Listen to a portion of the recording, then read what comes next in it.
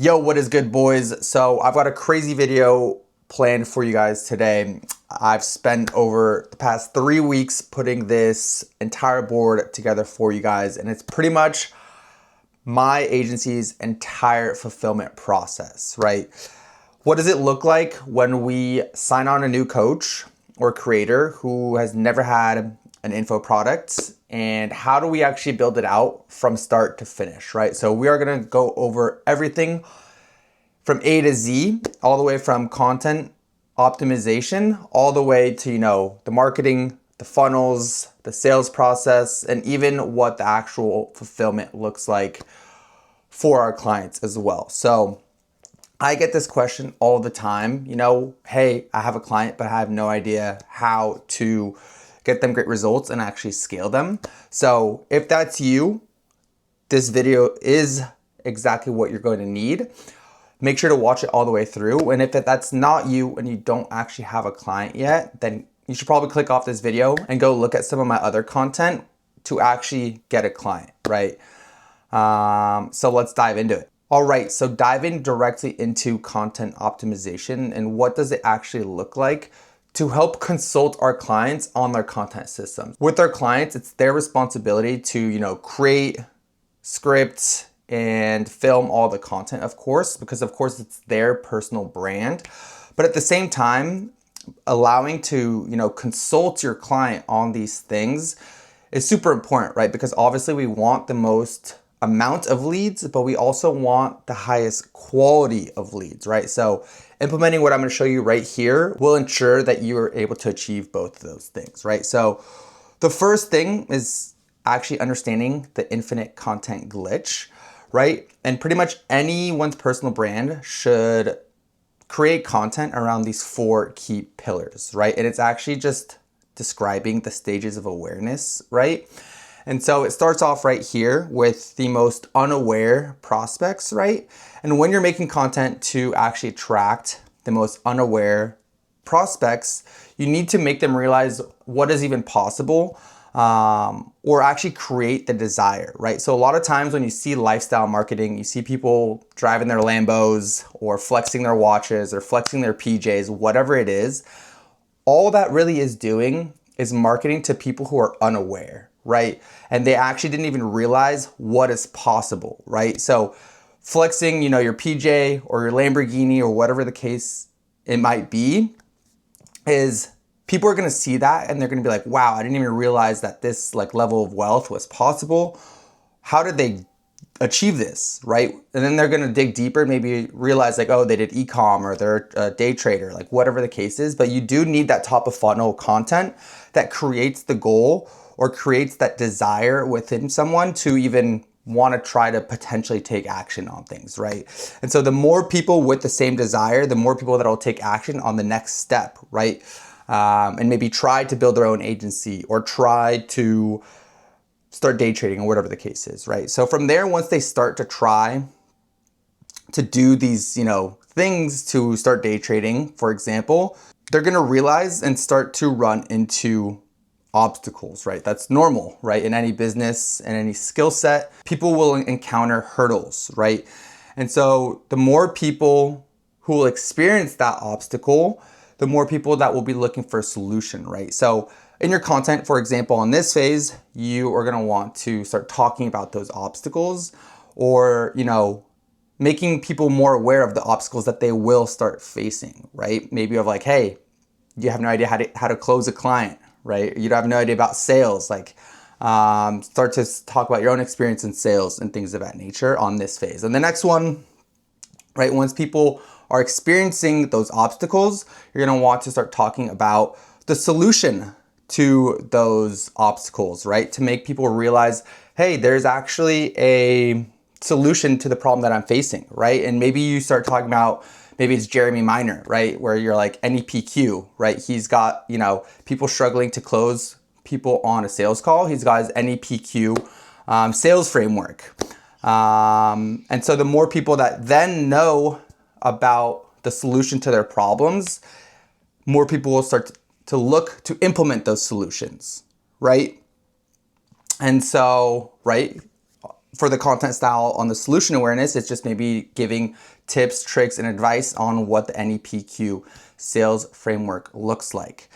And then from there, the last content pillar that we tell everyone to implement is actually solution implementation, or actually just being product aware of like who has the solution to the problems that I'm having, right? And so with this, the best way to create this kind of content is actually case studies, testimonial videos, full breakdowns, things of that nature.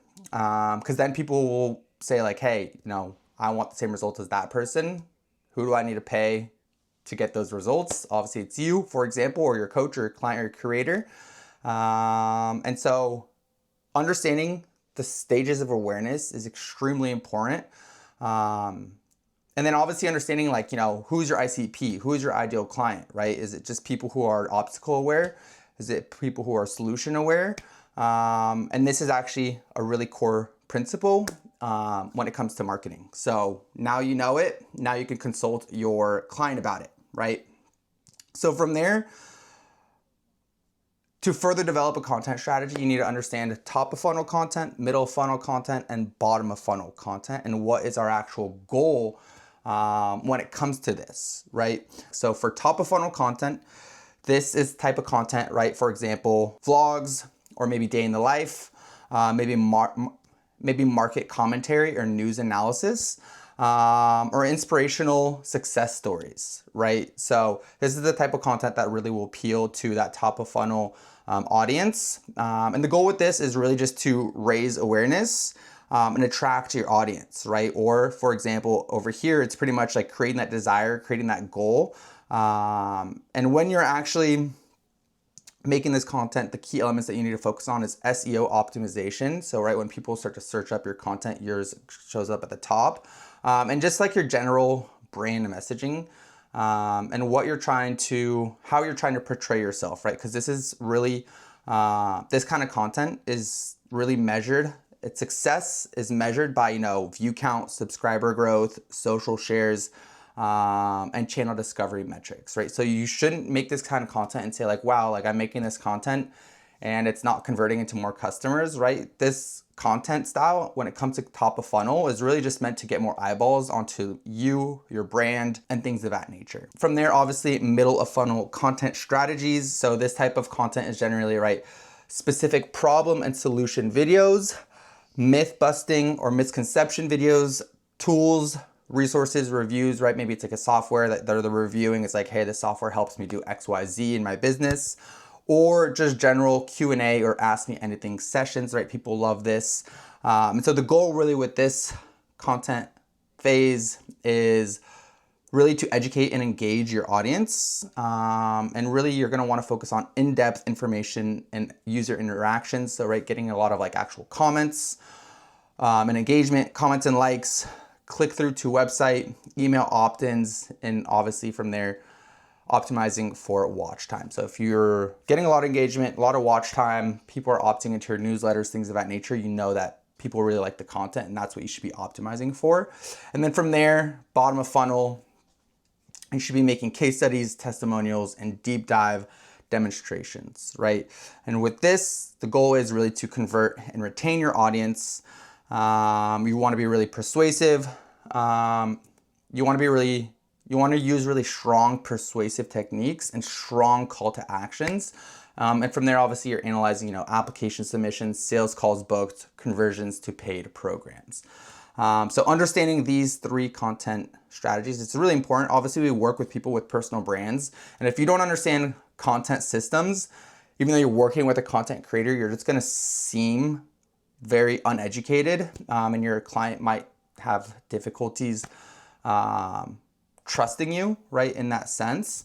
And so it's just really important that you're able to speak and consult your client on these different content strategies, and they'll really appreciate and value that relationship and your knowledge if you're able to do that. So highly recommend actually understanding content strategy. So from there, what are the most important platforms when it comes to actually getting a good client, right? If you're working with the client and they're only focused on TikTok, I can tell you right now that's not a good client. And so with this, I'm going to really describe the major platforms and the ones that you and your client should be focused on. So the most important are Instagram, YouTube, and TikTok, of course. Secondary is X. It's actually super effective for testing content ideas, which I'll get into a little bit later. But the most effective platforms for getting as much traffic as possible are, of course, Instagram and TikTok. From there, the most effective platforms for nurturing your traffic is going to be on YouTube. And the most effective platforms for actually converting traffic is by far going to be Instagram, just because of the stories feature. And of course, the direct DMs are just so valuable. And you could easily be making over 100K per month just from conversions directly through Instagram. So I'm gonna explain, of course, exactly how to do that if you guys stick around. From there, how do you actually drive your traffic? I would actually, from TikTok, just drive people directly to YouTube, right? You shouldn't be going for conversions directly from TikTok. When it comes to Instagram, I would actually push people to follow you on Instagram. And so why not just drive people directly to YouTube like TikTok, right? And I'm gonna get into this, and it's actually because of one very specific feature. But once they follow you, right, they'll be able to see your stories, and in your link in bio, and from your stories, you're driving traffic to YouTube anyways. So you really just want to make sure that you're getting people to actually follow you. It's the most important thing on Instagram. So what is a specific feature? And that is story sequences. Now, story sequences are one of the most powerful ways to getting just a ton of conversions on Instagram. And actually mastering this feature will single-handedly double your business, right? So this is really great for when you don't want to spend hours creating more content and don't want to find new people to go through the value funnel, right? And so the value funnel is, right, getting people to know you, then like you, then trust you. Obviously, you can refer back to the top of funnel, middle funnel, bottom of funnel content strategies to exactly understand how to master this process, right? When it comes to actually structuring your story sequences, you actually need to structure it like a story, right? Stop just throwing up just random text or random CTA. And you want to kind of tell a story throughout your story sequence, right? And so the best way to do this is to start off with a really strong hook. From there, you kind of tell a story. Typically with these stories, you want to kind of break people's limiting beliefs, or at least addressing their limiting beliefs. Then you show proof of someone overcame this certain problem or obstacle or limiting belief that you talk about in the story, right? And then from there, you're saying, hey, if you're looking to get similar results, you make, respond to the story or swipe up and make that actual call to action, right? And so one person that is absolutely crushing it with story sequences online right now is Nick Setting. I don't know if you've seen this guy, but he's absolutely crushing it. And he's doing 150K per month directly from an Instagram profile. And the majority of the conversions are coming directly from story sequences. And you can see a couple examples of this, right, where he's showing proof. He's got those client testimonials, case studies. He's breaking people's limiting beliefs. And so on and so forth, right? And you can see on here, there's a lot of text, there's CTAs, there's things of that nature. And one of the major problems with story sequences is actually audience burnout, right? You don't want to just burn out your audience making CTAs every single day, things of that nature. And the solution to this is actually lifestyle content, right? Keeping it organic, keeping it authentic, right? If your stories are every single time just trying to sell to someone, making CTAs to someone, people are gonna stop watching your stories, right? But if you can actually give them a little glimpse, a little behind the scenes of your day-to-day life, things of that nature, it'll get them and keep them interested, right? So showing, your day-to-day life, traveling or going to the movies with your girlfriend, literally whatever the case is, just keeping it fresh, keeping things just like non-business related, and showing that lifestyle content on your stories. Maybe it's a little bit of flexing, whatever the case is, it's super important to do this. And so really what we found is the best sweet spot is 4 to 6 story sequences per month, right? So 1 to 2 per week, you can say. And then from there, infinite lifestyle content. And so that is really how you can go and master content for your clients. And really when it comes to these stories, you as a growth operator should be by far the person that is handling 100% of the story sequences. You're doing all the copy, you're helping with all of the, case studies, exactly how you want to structure them, coming up with the hooks, the stories, things of that nature. And you actually really manage the entire story sequence process for your clients. So they can focus on making long form YouTube videos. They can focus on making reels, short form content, TikToks, things of that nature, which obviously you can't do, but you can easily just script all the story sequences for your clients, and you can easily book an extra 10 calls per week with this exact strategy. So moving on to the next section. All right, so next is market research.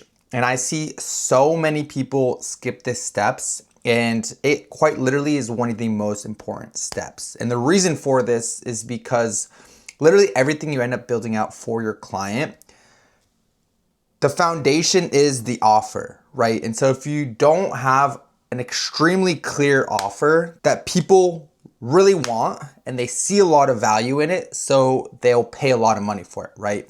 And so you hear me talk about having a really good offer, right? And that's the foundation. But obviously we're not gonna just magically just come up with the best offer, right? Instead, why don't we just ask the audience,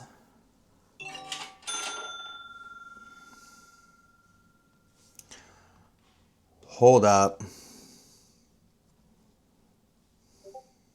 Instead, we are just going to quite literally ask the audience exactly what they want and uncover a lot more in the process, right? And really what we're gonna wanna uncover is just really their pain points and everything of that nature to just get so much clarity. And then from there, we'll know exactly what the offer is. We'll understand exactly how to market it, right? Understanding people's pain points and things of that nature. And then build an entire sales process around this, right? So do not skip the market research, and I'm going to get into exactly how to do this, right? So really the key points with market research is collecting data and getting clarity on the offer, right? Because at the end of the day, your audience decides what to sell, not you. So talking to your audience equals knowing what to sell and how to sell it, right? They're gonna literally give you all the answers. It's quite literally like cheating on a test. You're trying to get money from your audience. So literally just tell your audience what they want. It's literally a cheat code. So the first step really is to brainstorm what people would even want, right? Why would they want to buy from you or your creator? And so what is your creator's expertise and what makes them unique, right? And you really need to uncover this, as this is a really important selling point, of course. And so you do this by having actual conversations with your creator's audience and their followers, right? And extracting their actual pain points and really clearly understanding what are their desires, right? Because that is how we market and sell our offer, is by understanding this. Right, so the goal is really getting a good general idea of what people would like to buy. And so the way we'll go about this is there's two different ways. Whether or not your creator has more or less than 10,000 followers. So if they have less than 10,000 followers, we'll typically do it directly in the DMs by just having a conversation with them. And then from there, the ones that are good, they're interesting, we're having good conversations with them, we'll actually end up booking a call with them and hopping on a call and just diving a lot deeper in that market research process, which I'll tell you exactly what that looks like. If they have more than 10,000 followers, obviously the inbox is just gonna be crazy. And it's obviously just too many people to go through. So we'll actually just have them directly fill out a type form, right? So this is kind of how you should go about market research depending on the size of your creator. And the way that we'll want to do this and promote the market research. So on IG, you can, promote story polls, Calendly links, type forms, and DMs, right? That's how you can really perform a lot of this market research. On YouTube, you can either do Typeform or Calendly. TikTok, same thing, Typeform or Calendly, or email systems. If you have an email list, you can email them and have them fill out a Typeform that then links to a Calendly. So by far, the best way to do market research is by hopping on calls, right? Of course, this allows you to dive a lot deeper into their pain points. And on top of that, those who are willing to hop on a market research call, right, are by far the most likely to actually convert into a customer, right? So if you're on a market research call with someone from your client's audience, don't think of it as just like a waste of time. One, you're going to be learning a lot, but you're most likely talking to a future prospect or a future lead, right? And so of course, keep that in mind. And anyone that you do hop on, like honestly, like 50 to 60% of the people that I've ever hopped on market research calls with have ended up, paying high ticket for those certain offers. So how do we actually get people on a call? And so we do this by actually offering them something free, right? Whether it's early access or a story shout out, a free one-on-one, maybe it's like a discount, or some lead magnet, some template. It could be anything, right? But we want to offer them something for free in exchange for hopping on a 20 to 30 minute market research call. And then from there, you're going to want to download an AI note taker. This is extremely important, right? We want to make sure that all the calls are recorded with AI, because that's going to be how we're processing a lot of this data, to actually extract different insights, right? So whether it's Read.ai, Firefly, Fathom, there's a ton of other ones. A lot of these are free. So make sure you download that and you have the recorder joining for all of your market research calls. So from there, why are we even doing this, right? We're doing this to gather as much data as possible, and really deeply understand our ideal customers. We really want to understand exactly what our audience's exact pain points are, right? And really creating a unique selling point or USP depending on your specific audience, not your niche's specific audience, right? So we want to really tailor the offer directly to our audience as opposed to just like generalized niche pain points, right? Where everyone in the niche kind of has similar pain points, but we want to make it very specific to the actual audience and your creator. And so this entire process really revolves around figuring out what are the market demands. From there, we can actually start building something which supplies that demand, right? And this is really just basic business 101, right? But a lot of people just skip this and they don't actually realize, and they're just going through the motions without even realizing what they're actually doing, right? And so if you can actually come in, you sign your client, you start doing market research and really do it with a lot of intent, you're going to get the results way, way quicker, and it's going to be way less of an actual guessing game, which is super, super important, of course, because you want to get those quick wins with your clients, of course. So from there, once we're actually on a call with, these prospects, here's exactly what we need to figure out. So we really need to understand what is the big promise, right? Typically with any info product or offer, there's gonna be a big promise at the end of what they're gonna get after 90 days or after 6 months of working with that client. So we need to understand, what do they want, right? What is that? What is dreamland to them? From there, we really need to understand the problems that they're facing to actually getting to those goals or to that promised land, right? From there, we really need to understand the journey of that potential client and what problems they're facing through their journey of, day trading. Like exactly what problems are they facing on a day-to-day basis.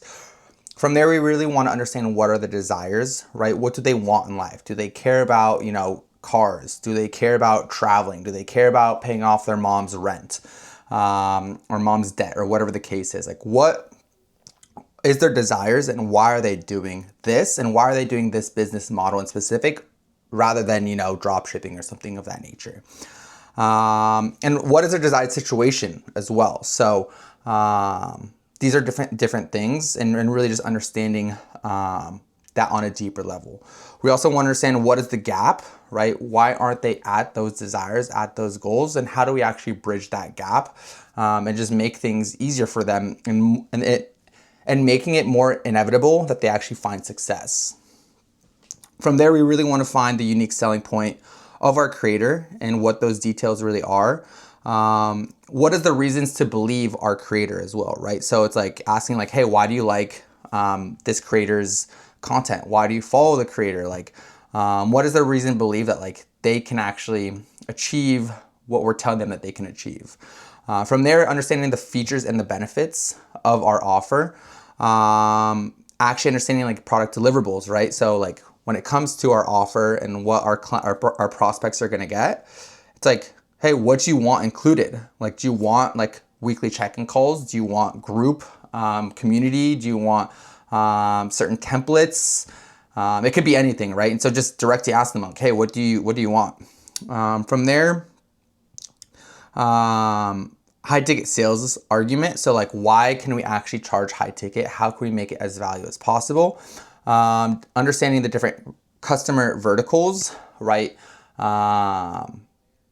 This kind of goes back to like the levels of awareness of the actual prospect that we talked about in the content strategies. And then from there, potential questions that they actually have. So saying like, hey, what questions do you have? It could be like literally about anything. So we can actually come up with like a frequently asked questions, and then overcoming a lot of their objections. So understanding their objections so that we can overcome them in the marketing and sales process is also super, super important, right? And that is exactly how we want to structure our calls and what we want to get out of each of these market research calls. And so how are we going to do this, right? Because obviously this is a really long list. And this is exactly what we're going to ask them. So we're going to make sure that we understand what they struggle with right now and where they want to be. A short story about themselves. So what happened in the past that led you to where you are now? What major life events led to interest in XYZ topic? What's preventing them from accomplishing their goals on their own? In this call, we also want to mention that we're thinking about creating an exclusive community or offer with people just like you with XYZ pain points to get XYZ results. And then from there, just asking them, hey, like, what would you like about like a community like this? What could we add to the community that would make it extremely valuable? And then asking them like, hey, I would pay like $1,000, right? And say like, okay, gotcha. Like, what would, if we could add something that would make you want to pay more, like what would that be? Maybe it's like a certain guarantee. And then from there, of course, understanding what doubts or uncertainties they may have, right? Which is of course their objections and their frequently asked questions, of course. So from there, we're gonna take all this information and we're actually gonna plug it into AI. So of course, we're gonna have all those call recordings like I mentioned. We're gonna plug all of those into AI and then feed AI this exact worksheet, right? And we're actually gonna have AI create this worksheet for us. And so this is the worksheet. We're gonna have an overview, understand their current situation. What is their overall problem list? From there, what is the deep-rooted problems, right? Whether it's their fears or their pains. What is their desired situation, their overall desires, make a list, their deep-rooted desires. What are the unique selling points of why people like this creator, right? What really makes people know and trust this creator, and why do they believe that this creator can actually help their audience? So from there, we need to have a bridge, right? Creating that bridge from their current situation to their desired situations, and understanding the three major problems or pain points that they're having to actually get to those desires. We're gonna wanna list out 15 to 30 plus steps on how they're gonna get from the current situation to their desired situation. And then from there, like, what is a transformation, right? What is their life journey? What is the case studies of success? And then what are all the different features and benefits of those features within that program? So it's an extremely detailed worksheet. It's really important to really properly craft this and put this together, because from there, we're going to be able to actually understand exactly who our ICP is. And so it's not done here. This spreadsheet and worksheet is extremely valuable, but we'll actually then take this worksheet and then continue to prompt AI, right? To really understand our ideal avatar and our ICP, right? So we can craft our offer directly based around this. If you want my entire prompt, it's actually gonna be in my school community, which you can click the link below in the description of this video to join my school, and I actually will throw in this entire dashboard as well, so that you guys can have access to it and can refer to it. So join the school in the link below, and you guys can get access to all of this. So moving on to offer creation. All right, so now that we have nailed in our market research, now it is time to build and craft an irresistible offer, right? So that's exactly what we're gonna get into in this section. And like I said, the goal here is really to craft our offer based exactly on what our audience wants and what they've told us they want, right? And to elaborate on this is, once again, we are not just guessing and shooting in the dark and hoping and praying that they want our offer. We're just gonna build our offer exactly based on what people want, right? So as we get into this, it's really important to understand the difference between an offer statement versus what our offer actually is, right? So an offer statement is the concise, compelling summary that communicates the value and transformation your offer delivers, right? So really with this, this is exactly what you're gonna use in your content or in the first phrase of your sales pages, right? So for example, right, we have Brez, his offer statement is start your very own freelance brand scaling business and generate your first 5 to 15K online. So that's his offer statement, but his offer as a whole obviously includes a whole list of things, right, which we'll get into. And so really the offer statement needs to address a quantifiable end result, a time frame, a niche, a risk reversal, and a unique mechanism. And if you have all of these components, you will have effectively an irresistible offer that really attracts and appeals to your ICP. So with this, what is a quantifiable end result? So this is the final result or transformation that your offer has, which is actually quantifiable, right? The progress that leads to the final outcome should be easy to track, right? So in this case, for Brez's example, it's this clear 5 to 15K is that kind of final goal, right? So it's quantifiable. You can actually, put substance to like, hey, after this program, I'm gonna be able to be making 15K per month. From there, obviously the time frame, this is pretty obvious, but it's people buy speed, right?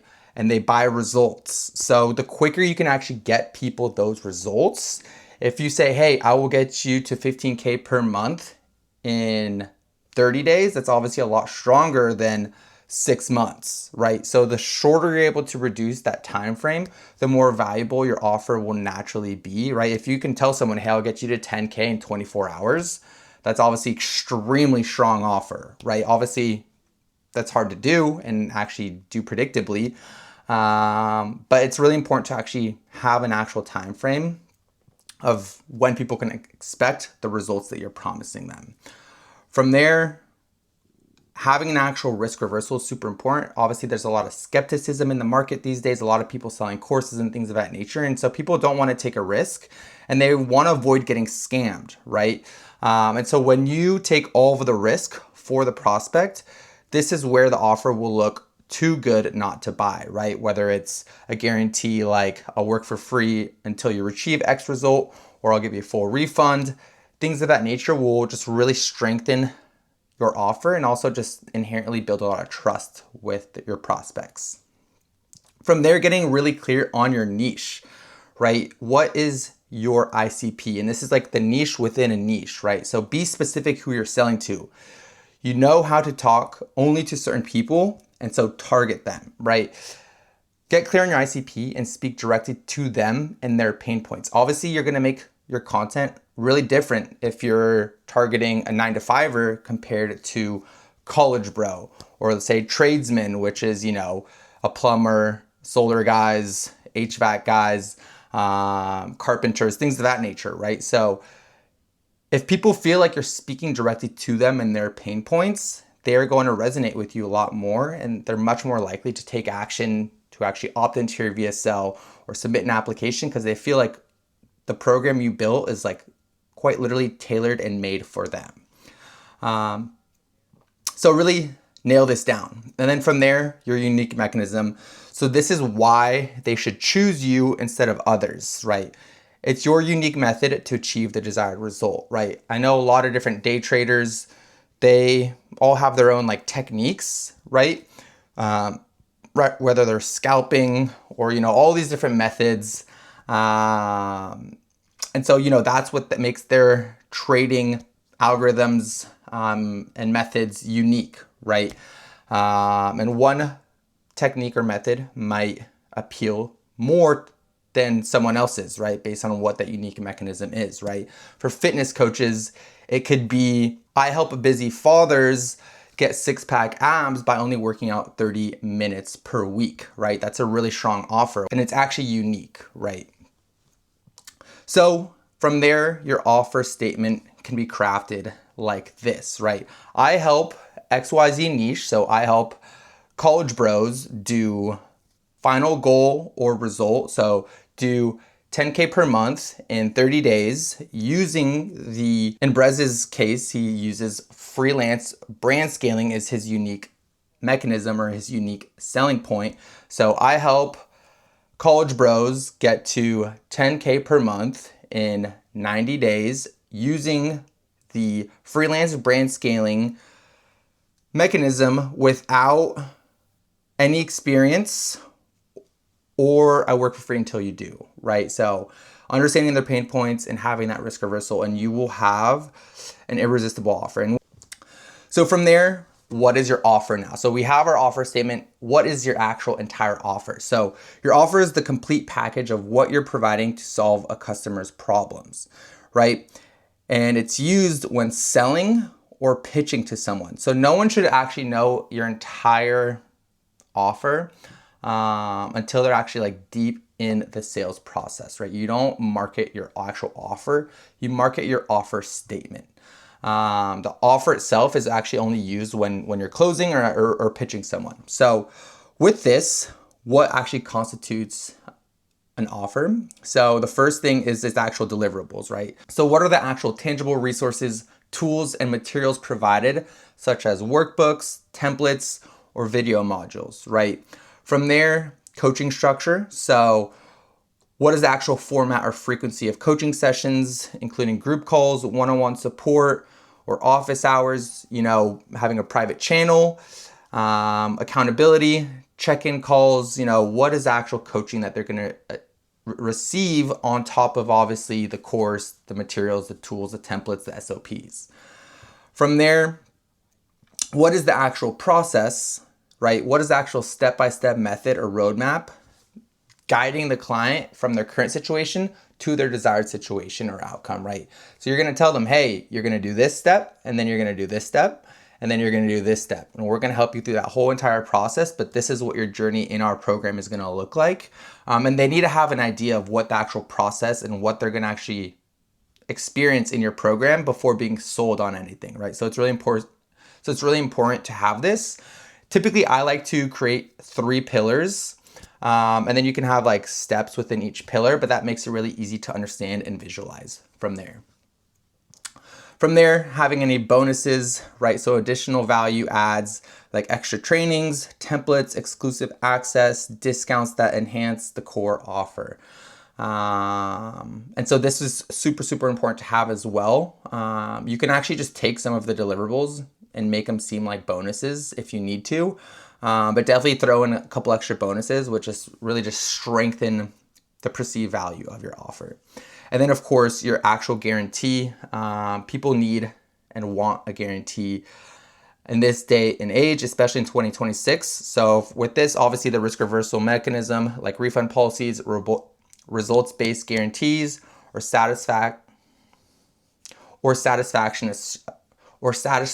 satisfaction assurance to build trust.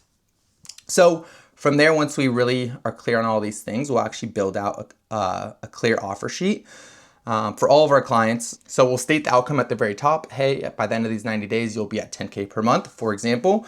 From there, the deliverables. So what exactly are they going to get? The entire course, the entire templates, the entire SOPs, whatever the case is. From there, coaching structure. Hey, you'll have, 2 group coaching calls per week, plus unlimited one-on-ones, for example. Here's the process. Here's the step-by-step, phase 1, phase 2, phase 3. And then the bonuses and then the guarantee at the top. So this is how you should structure your offer sheet. And then it's really important to actually have an offer sheet, because this is like the main resource that you'll use, especially when you're AI operating. You'll just throw this offer sheet into any AI system. You'll say, hey, help me make a VSL based off this offer sheet. Or when you're onboarding a setter or you're onboarding a closer, you just give them the offer sheet and they just pretty much know like 90% about the offer at that point. So you actually need to fill this out for every single one of your clients. It's super, super important. And so by that point, you have your complete offer, and now you're ready to move on to the next stage, which is product creation, right? And this is not necessarily the growth operator's role, but I am going to dive into it just really quickly because, as a growth operator, you are a partner to these content creators, and the more you can help with, the more valuable you are to them, right? So we want to know about all these different things. So there's a lot of different ways to structure your actual product. And I'm going to quickly touch on all of them. So obviously the first one is one-on-one coaching. This is really great if you plan to have, 5 to 10 clients. You can charge them anywhere from 4 to 10K. And typically the one-on-one will last anywhere from 1 month to 3 months. 4 months if you want, obviously that can be a lot. From there, they'll get weekly one-on-one calls and text. And this is really the most tailored and personalized. It's the least scalable for that reason. But if you can just have 10 clients, each of them pay you 10K, you made 100K, everyone's happy. You don't have that many clients or headaches to deal with. And then obviously it's more personalized, so people get the best results in that sense, right? From there, there's coaching one-to-many. So this is probably the most popular. You'll have anywhere from 10 to 30 clients paying you anywhere from 3 to 8K. Again, typically it's 1 to 4 months. And then, you'll typically do 3 hours a week on group calls. So it can be 3 that are 1 hour or 2 that are an hour and a half. And then a monthly one-on-one call with the community. From there, you'll typically want to also provide a monthly one-on-one call, as well as community, text, and pre-recorded foundations, aka a course, right? You can also do like an inner circle. So this is a bit broader, right? It's just kind of like, hey, this is my inner community, my tight-knit community of people. From here, you'll want to typically have anywhere from 20 to 100 clients. It's really what this is ideal for. Charging people anywhere from 3 to 6K. Again, that 1 month to 4 month is typically the best time period where it seems the most valuable. And then after that 4 months has passed, you can obviously from there upsell, cross-sell, downsell people, which we'll get into later.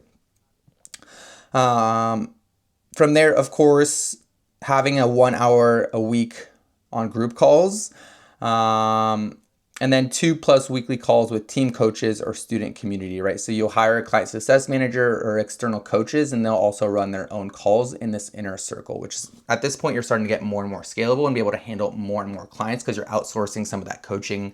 And it's less personalized, but that's kind of how it goes. Obviously, in that sense, people are paying less. So from there, you can also have a high level course, right? With this, you probably have like 50+ clients, selling anywhere from 1.5 to 5K. So with this, you'll have a weekly calls with you or your team. You'll have a community, full pre-recorded course, really providing specific knowledge. With this, there's going to be less accountability, right? There's still that community aspect in a group call, but people are really expected to just go and do and follow the steps on their own. So it can be perceived as less valuable, but it is a lot more scalable and much more of just like a digital product. And then from there, obviously, there's the actual just proper course with infinite clients. You're just reselling just a pure course, 300 to 1K lifetime. With this, you probably don't have a sales team. It's direct to checkout with just a really nice landing page. You can do a weekly call if you want. It's not necessary. And then just full pre-recorded course made for beginners. And then the last one is more of that low ticket. So just extremely low ticket, infinite clients, $25 to $250 per month, community, weekly calls, special, market updates or news. That's really made for beginners. quick and easy just to get the ball rolling for them, pre-recorded course. And the main asset is actually the people inside the community. And so actually focusing all of your time on building an actual solid community where people are interacting, people are engaging, and that's where you can really extend the lifetime value of each student. And with that, obviously LTV is everything, low ticket communities. And if you're charging $100 a month, trying to keep people in for, 12 months, which ends up being, $1,200, as opposed to if you're only, have an LTV of 3 months, you're going to be making a lot less in the long term. It'll be a lot harder to scale. So from there, once you really are clear on your coaching structure and how you're going to deliver your product, there's 3 main places where you're going to want to host your community. So the first one is Discord. So you're going to want to actually host the Discord. So you're going to want to actually host the community in a Discord. You can kind of, set up your Discord with channels that look a little bit like this. From there, you're going to want to create all the course material or the custom features, right? If you're giving people templates, SOPs, different documents, I'd highly recommend you actually host this on an actual platform like WOP or School, right? Don't just host course material in your Discord. I just think it looks really bad and it looks a little bit unprofessional in my opinion. So I highly recommend actually hosting your course somewhere for people. It can also be in Notion actually, which we started doing with some of our clients, which has worked really good. And then Google Meets for your one-on-one calls and your group calls. So really the goal with this is to find a phrase that can sell for itself, right? Which is your offer statement. Have a product or service that can get crazy results. Use a platform that makes everything seamless, and you're actually building the supply for the demand. So those were the key takeaways from this section. Now we are going to dive into the marketing section and actually coming up with your marketing assets. All right, so phase 4 is funnel and asset creation. So I'm about to get extremely in-depth and very technical on a lot of different things. I'm about to go over the exact 4 biggest funnels in the info product game right now, which is webinars, VSLs, free community funnels, and lead magnet funnels. I only have time to go over, the big picture stuff on how these funnels work. But if you actually want my entire in-depth systems, my SOPs, my templates, and you actually want me to hold your hand on how to actually implement these systems for your clients, you can actually click the first link in the description where you can apply to work with me one-on-one. So if at any point in this video, I'm also going to get into a lot of different, launch sequences and sales systems that are extremely technical. And so if at any point you're confused, then feel free to just apply. We can chat. Or of course, always feel free to just DM me on Instagram and I'll be happy to help out however I can. So let's get into this next section.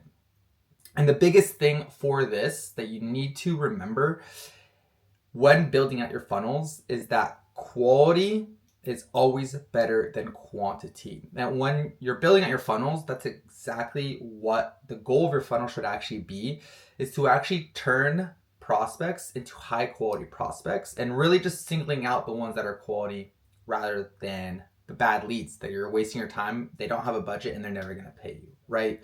So fewer qualified leads are way better than lots of unqualified leads for so many different reasons. So at this point, you know who is your prospect better than they know themselves, right? Because you've done so much market research on them. You've built the offer around them. And we know that it's exactly for them and it's exactly what they're looking for. But they need more information, right? We want educated buyers. And our goal here is to create a process which they'll go through and guide them towards actually making a decision. And in the marketing world, we call this a funnel. So I'm going to quickly go over the core principles of any funnel, right? This applies to the VSL funnel, the webinar funnel, free community funnel, lead magnet funnel. These are the core principles of any funnel. And understanding this core principle is super important. So how do we actually convert someone into an actual client? And typically the steps that they need to go through is first, an attention gaining sales asset, right? which typically comes in the form of long form videos, right? This is typically done through YouTube, right? So coming up with really high quality sales assets that just gain attention, right? Get people open to who you are and the value that you can provide. Obviously, would be your clients doing it. And then from there, it leads them to an attention converting sales asset, which is typically a webinar, a VSL, the community, or all these other things, right, which we're about to dive into, right? From there, these are really tailored to nurture and educate your prospects and really engage a conversation, right? Whether it's with a DM setter or a dialer, or them just engaging in a free community, right? Or just responding to your newsletter, right? We want to spark a conversation, right? Because if we can't talk to someone, we're never going to be able to close them on a 5K deal, right? So once the conversation is sparked, right? Of course, from there we can suggest, hey, why don't we hop on a call to see if we could maybe help you out getting to your goals of 10K per month, whatever the case is. From there, having an objectionless sales script, right? So with the right funnels in place and with the right sales frameworks, which I'm about to teach you guys, you can end up on calls which people don't have any questions, they don't have any objections, and it's a smooth process to actually getting their credit card information, which is what we want. Of course, from there we have sales systems and they become a client, right? So this is the core principle of any funnel that you should ever build, right? So one of the most cracked funnels right now in the info space are webinar funnels. You see everyone running them. In my opinion, Iman is the absolute GOAT at webinars, and there's a lot that you can learn. I honestly recommend just joining his webinars, even if you're not trying to get sold anything, because it's just a pure masterclass on, how to run these events. He does more challenge funnels now, which are just like 3-day events, but it's still the same core principles at the end of the day. So the goal with any webinar is to, one, hype up a specific date, right? Hey, we've got a webinar coming on February 25th. Make sure you're there. You're going to get XYZ results. With here, he's teaching you how you're going to get your competitive leverage to succeed online. The advantage with webinars is you're selling one-to-many, right? With traditional VSL funnels, for example, you're selling one-to-one, right? You have one sales rep pitching and selling to one prospect. With here, you can have the offer owner or the person with actual authority, who's obviously the face of the brand. He's going through an hour to 2-hour live webinar, and actually selling to 400, 500 to 1,000 people live all on one call, which is just super high leverage, of course. From there, you only really need a few setters, which is great. You don't need a big sales team. You can direct people direct to checkout as well. Depending on which type of webinar you're running, you can just drop a link and they could just buy directly from that link. Or if it's more high ticket, you can obviously direct them to actually booking a call. Hundreds can attend, and there's typically really high conversion rates. So these are the advantages of webinars. I'm quickly going to go over how to actually structure your webinar, because I'll get this question a lot. We just actually ran a webinar January 31st, so just about a week since recording this. And we just did crazy numbers in the AI space. So this is all fresh in my mind. I'm not going to dive too deep on this, onto each actual section, but you can of course pause this. But the first part is really hooking them in and actually just introducing yourself, your own results, and things of that nature. So have that pattern interrupt. From there, call out your audience. Who is this for? Who is this not for? If you're not one of these 3 types of people, then you can go ahead and leave. This is not for you. You're not going to get any value out of this. So we want people to start kind of leaving right off the bat. And this is important because we don't want to waste any people's time. And then people feel, if they resonate with your hey, this is for you if you are XYZ person, they'll be like, okay, wow, this is awesome. This presentation is literally for me in my situation. And you're just talking directly to their pain points once again from there, right? From there, You want to have a big promise, right? What are they going to learn and what are they going to achieve from this webinar, and why should they be staying until the end? And then from there, of course, authority and credibility, share your story, why you're qualified to actually speak on this subject matter, and show a ton of proof, case studies, and testimonials, right? So that should be the very beginning of your actual webinar. From there, you're really going to want to agitate the problem. And just start to call out exactly their pain points, because you know your audience better than they know themselves, right? Call out their current struggles. From there, you're going to want to really start to build an emotional connection with them. Show that you really understand their journey. Maybe your client went through a really similar path or journey himself, right? So you're really just going to connect with them on that deeper level, right? And then you want to start talking about the consequences of not taking action, right? What is the risk if they don't change their current situation?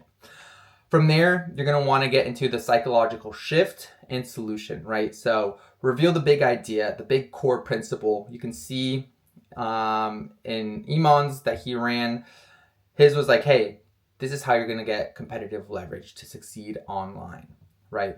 For this one, I think it was build a personal brand. And yeah, so that's the big idea. And so you'll reveal it about this point, about 30 minutes into the presentation, right? Once you've built credibility, you've built reciprocity, once you've built credibility and rapport with your audience. So you reveal the big idea, then you'll break their old beliefs, their common myths, misconceptions. You want to really help them overcome old and limiting beliefs, right? Because for someone to make 10K per month, if they're stuck at making 2K, they have to become a new and better version of themselves. And so they can't be stuck in their past, cycles that have led them to this point. So they need to overcome those beliefs if you want to properly sell someone. And then from there, you're going to start to introduce your unique mechanism. Once you've introduced this USP, then you can actually start to break down the step-by-step process. Secret 1, secret 2, secret 3, right? Which is typically your 3 pillars, but you'll want to introduce them as secrets. And then show that if you implement these 3 secrets, that it's gotten other people actual results. And so you keep peppering proof and case studies from there. From there, you're going to actually start to pitch people. So typically I like to ask for permission to actually start pitching people. It's like, hey, I actually have something that might be able to help you guys. Do you mind if I share this? So it doesn't actually feel like a pitch because they said it's okay. So we like to engage in the chat and stuff like that. So from there, you'll start to introduce the program, break down deliverables, bonuses and added value, and investment and justification. Shit, my mic wasn't on. Hopefully the audio wasn't cooked. All right.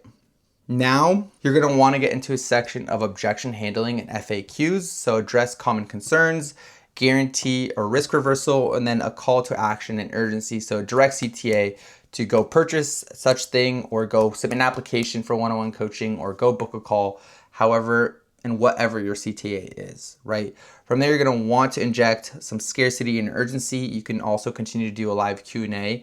Let people know there's limited spots, it's time sensitive, and then do a final push, reiterate the transformation and why now is the time to act.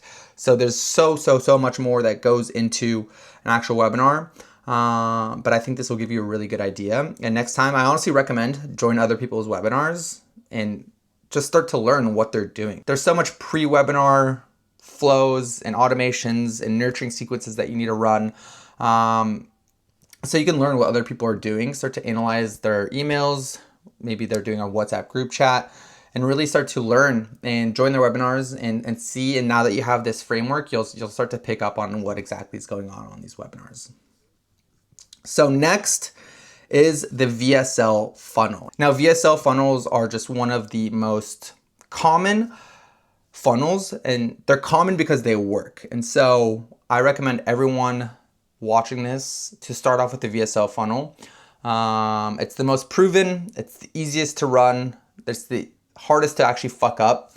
And actually mastering this is actually really difficult at the same time, just because there's so many small tweaks and optimizations that you need to make.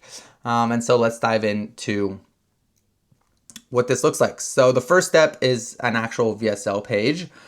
We actually like to run a squeeze page, which actually is a big bold statement, right? We have the offer statement at the top, right, which we discussed in the past section.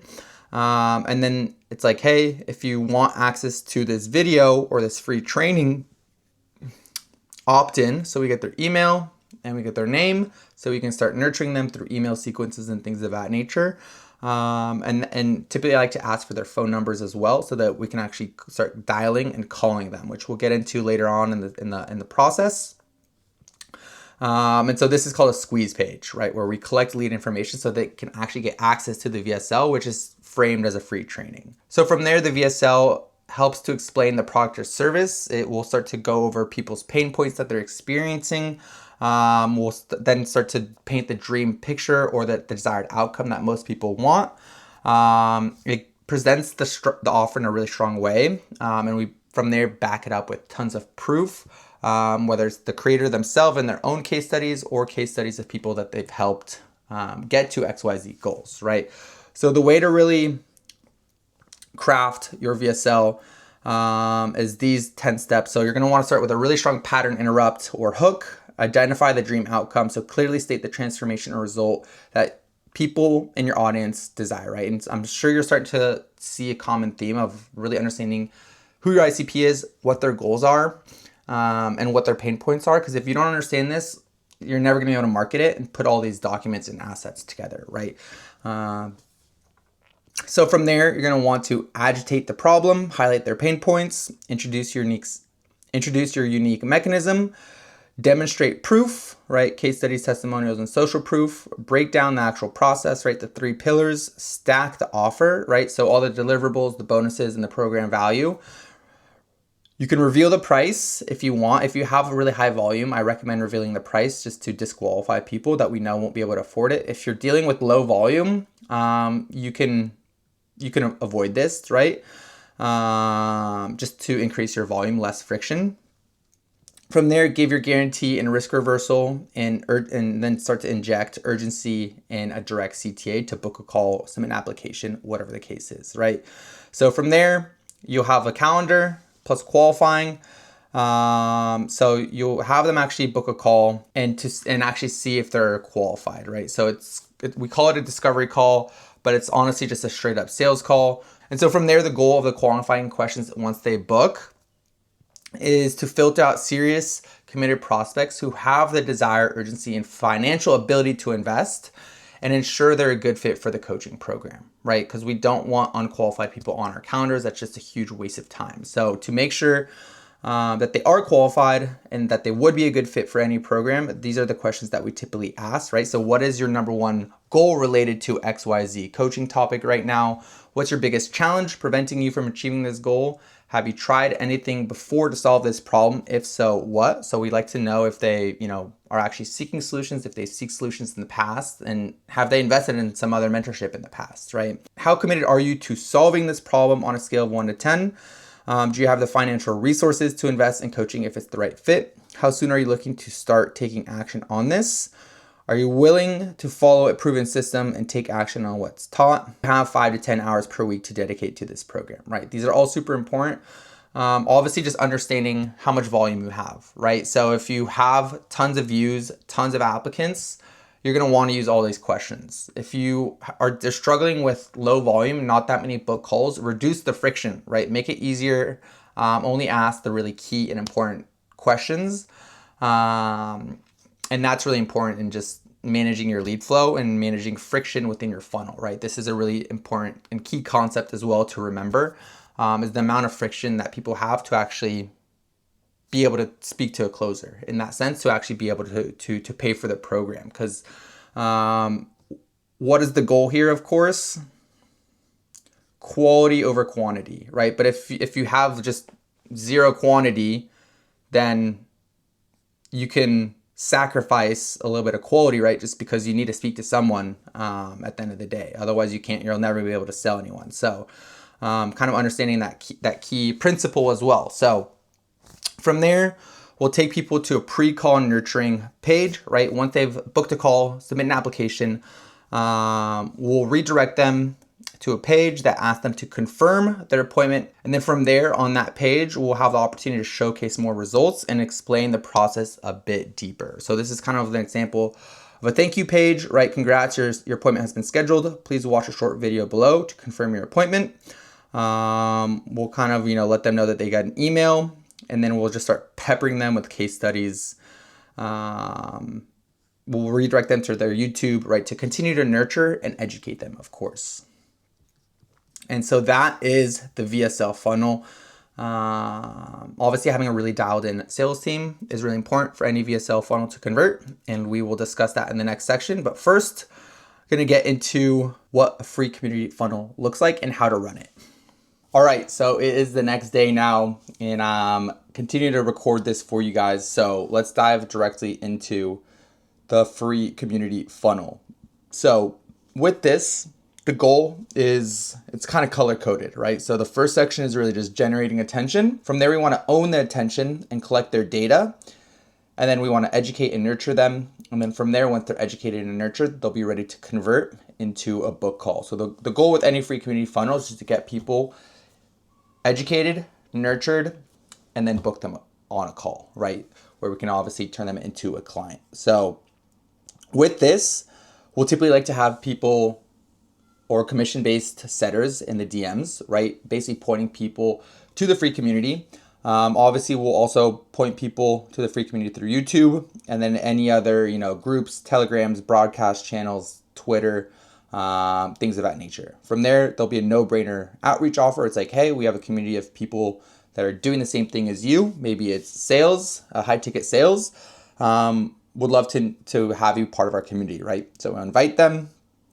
From there, the lead request to join, where we'll accept them in the group. Before accepting them, we're getting their name, their number, and their email address. Once we collect their emails, we'll add them to an active campaign, which is typically anywhere from 6 to 12 emails that are just educating them. They're nurturing them. They're showing them our testimonials. They are, case studies, helping them overcome their limiting beliefs, touching on their pain points. And as well, we'll also have CTAs towards the end of the email sequences that offers, to walk them through a strategy session where we can potentially help them, solve the problems that they're facing. From there, directly in the community itself, we'll have someone reach out to them directly and start a conversation within 10 to 30 minutes of them joining the free community, right? Speed to lead is crucial. From there, we'll uncover a little bit about what they're going through, their current situation and their goals. And then we'll actually say like, hey, I might have an asset that might be able to help you out. From there, we'll actually tag one of our members in our Discord, in our CRM, which is Go High Level. We'll say, hey, this person agreed to the asset.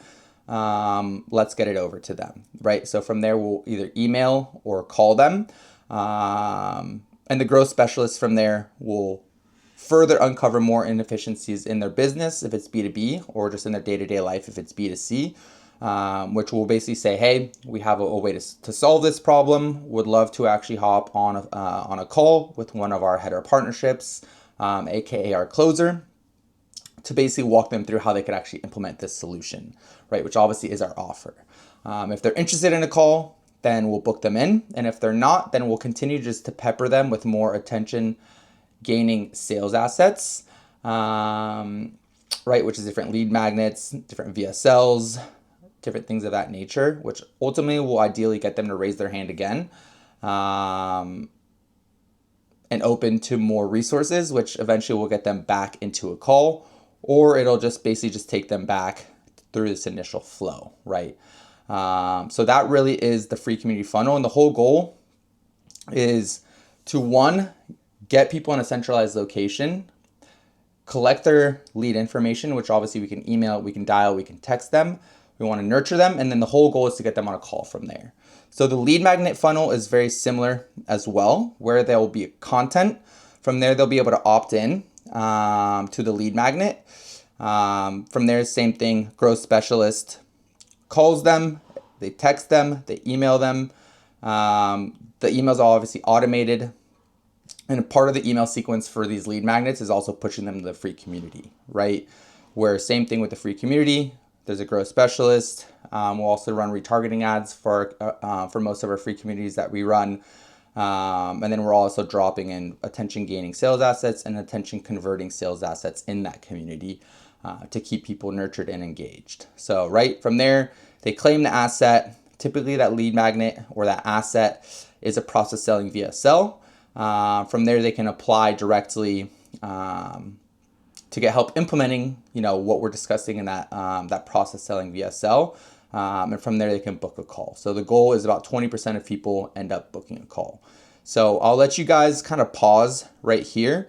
And this is really uncovering which of the 4 main funnels you guys should implement for your clients, whether it's webinars, whether it's VSL, free community funnels, or a lead magnet funnel. I definitely recommend most people starting off on a new offer should run a VSL funnel because the other ones are a bit more complex. You need more resources, things of that nature.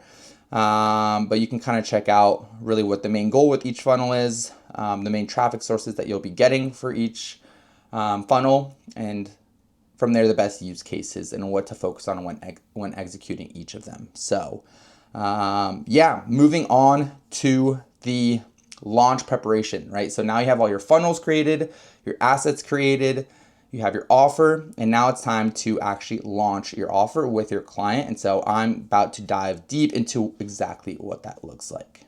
All right, so next is preparing for our launch, right? So we have everything in order. And the key when it comes to launching your offer is to generate a ton of hype, right? The more interest we're able to generate, the more leads we'll get, the more calls we'll get, the more sales we'll get. And that's all by actually generating hype, right? So you actually want to take your time and plan out the launch properly.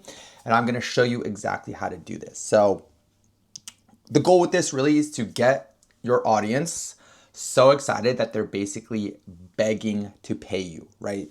There's just so much hype, and we're actually building that hype without actually giving them access. And then basically at that point, there'll be a point where we drop the link, drop the funnel, drop access to the calendar, and people are just going to start rushing in at that point. So with that being said, regardless if you have a product or not, you're going to want to stop and close all admission to your program, right? And actually create a big launch that will change the trajectory of your business. And so obviously we've been, doing the market research, figuring out the pain points, redoing the offer, improving the program, rebuilding all these funnels and things of that nature. And so we actually kind of have a new angle, have a new offer, and actually closing admission to, the quote unquote old program is not fake scarcity.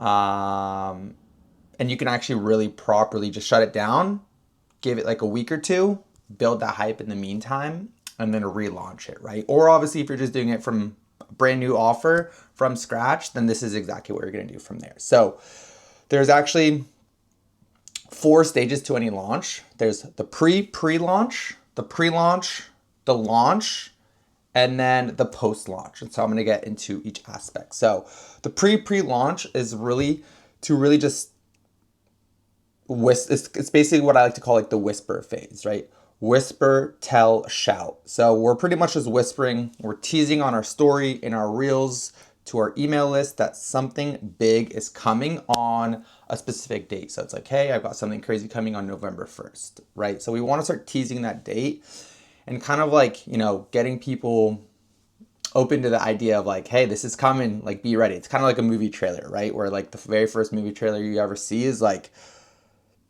maybe just like the logo with a date, and you're just like, okay, like what's going on here? So from there, we'll start to actually get into the pre-launch sequence, right? So this is at the first 4 days. And so really the first day should just be a story sequence,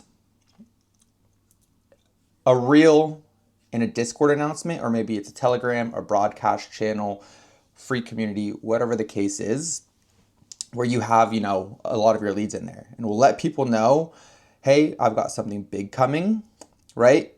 Big announcement tomorrow. If you want to be the first one to see what I'm dropping, what I'm launching, then join my email list. So we'll make a CTA to our email list, right? Nice and simple. And we're going to drive a lot of our traffic to our email list, as that will be the most powerful way to nurture people, build a big list, and actually then drive traffic from there, right? Because then you own the data, you own the lead, you have their information, you have ways to reach out to them at that point. It's not just like, on Instagram in that sense. So from there, we will then continue for another 2 to 4 days in the pre-launch sequence with more stories daily, right? About 2 lifestyle stories and 1 educational story per day, right? From there, we will make a CTA on the 4th story to join this email list to get more info on, what we're launching essentially, right? And really just continue to build that hype. From there, we'll want to do a daily educational reel that also has a CTA to the email list, and then a daily reminder to actually go check out all the material that's actually in the Discord. And then from there in the Discord, we'll make a CTA to join the email list, right? And in these emails, we're going to want to do daily educational and nurturing emails, right? Building hype, giving people a little information, giving them some sauce, nurturing them, telling them about the business model, potentially, things of that nature, right? So this is kind of a little sneak peek, giving you guys some extra sauce. This is kind of like the day 2 email that I like to send to my list.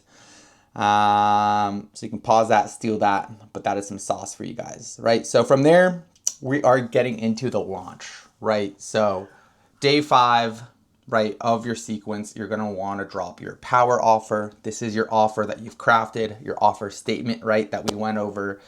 And this needs to spread like a wildfire, right? And what I mean by that is just letting as many people know about your offer. You want to be shouting it from the mountaintops. And so with this, right, we're going to have an IG story sequence, a Discord announcement, right, of the power offer, a YouTube video, which is kind of framed as like an undercover VSL, an IG power offer reel, dialers reaching out to every lead, obviously from their emails to our email lists, right? And everything is driving traffic to the funnel, right? So and all of these places, we're making a CTA, we're dropping the link to the funnel that we built, right? Whether it's a VSL funnel, whether it's the webinar, whatever the case is, and we're getting as many people through the funnel as possible. From there, that's day 5. And then, we'll wait a day. Obviously, the calendar should be packed at this point and things of that nature. And so you're going to be really busy. And then on day 7, you're going to want to apply scarcity, right? So you're going to want to let people know it's like, hey, we had 20 spots at the beginning of this. 15 spots have been taken. 5 spots are left. If you don't take action now, you're never going to get access to this again, or you're never going to get access at this low price that we have it at right now. Prices increase, spots will be filled up. Take action now or hold your peace, right? So you're going to want to continue to promote that on IG, Discord, YouTube, Reels, and with your appointment setters as well, right? And obviously they are continue to drive traffic to that funnel. So that is really how you want to craft a launch sequence. So let's reiterate exactly how you should be promoting this through your different platforms, right? So for your email list, you want to let people know that an announcement is coming, and if they want more details, to reply, right? So that's just an initial tester. You want to make sure that your emails don't land in spam. So that's a really good way to avoid that. From there, we want to make people aware of the launch, right? So that's day 2. From there, day 3, personal story, how you or your creator got to that level of success, and where you're at today, and the struggles that you went through, things of that nature. So you really want to connect and bond with your audience so that they feel like they know you better on a personal level, right? From there, we want to get into a case study on day 4. Obviously, you want to use one of your best case studies for this. And then from there, day 5, the waitlist email, right? The launch is the day after. Get people ready. And just really get people fired up, build up a lot of hype, make sure people are ready, waiting for that email to come through. And then obviously day 6 is launching that power offer with a CTA. Obviously that CTA is linking people to the funnel you built. From there, YouTube, on day one, you're gonna want to announce an event in the community features tab. You can use a really similar copy that you use in your emails. On day three, you're gonna want to make people aware of the launch. And then on day 6, you go live and push traffic to the landing page, right? All through that community features tab, which is super, super powerful. And to be honest, traffic from YouTube is by far the warmest and the easiest to convert. So it's really important that you utilize this. You're gonna wanna post that undercover VSL that you help your creator make as a premiere, right? With an actual countdown and a launch date, and make people feel engaged and show up live to this video drop. Obviously at the end of that video, we're gonna be pushing traffic to the funnel. And really we just pretty much just frame the video as an undercover VSL, and we're really just building a lot of hype in that video, giving a lot of people a lot of value, and just further educating and nurturing them, of course, as always. And then same thing in your free communities. Day 1, you're gonna want to tease the offer. Day 2 and 3, you're gonna wanna make an announcement and get people to start engaging. Day 2 and 3, you're gonna wanna make an announcement and then start engaging with everyone in the community, DM them personally, have obviously your DMs that are doing that, and just start to like do discovery and get to know those leads and prospects better, maybe potentially qualifying them. And then day 4, we're gonna wanna drop that final power offer. And 5 and 6, engage in all the posts and get members to book calls. Obviously, most importantly, just kind of how we reviewed in the free community funnel that I was showing you. So obviously, if the community is free, people will have less commitment. But if the people that have already paid in the low ticket found value, keep things simple and just send them. So what this means is if it's a free community versus a low ticket community, free communities, they're going to need to get nurtured a little bit more. Obviously, with the low ticket, people are already paying. They probably went through the resources a lot further. And so with the low ticket, you don't need to come up with these big elaborate marketing messages where you're really trying to sell them because they've already been sold. They're already paying and buying for the low ticket. So keep things a bit simpler and just make them see the value in your high ticket offer, and just get them to take action on that next step for, further personalized one-on-one help and bigger and better guarantees, of course. And then low ticket, you want to, frame that more similarly to the emails, to the story sequences and things of that nature, which actually leads me to my next point. And I'm gonna kind of gatekeep some of this sauce right here. But this story sequence right here has been responsible for a 250K launch. And so this is the entire 15-day sequence that we did. It was a bit longer because we wanted to build even more hype. And so I'm gonna break down the exact psychological triggers that we used and implemented in this launch sequence. But if you want the exact details, if you want the exact copy and the exact structure of the actual stories themselves, then you can go in the school community in the link below where you have access to this entire dashboard. And you can go obviously in there and replicate all of it. So go to the school if you want to see the actual story sequences.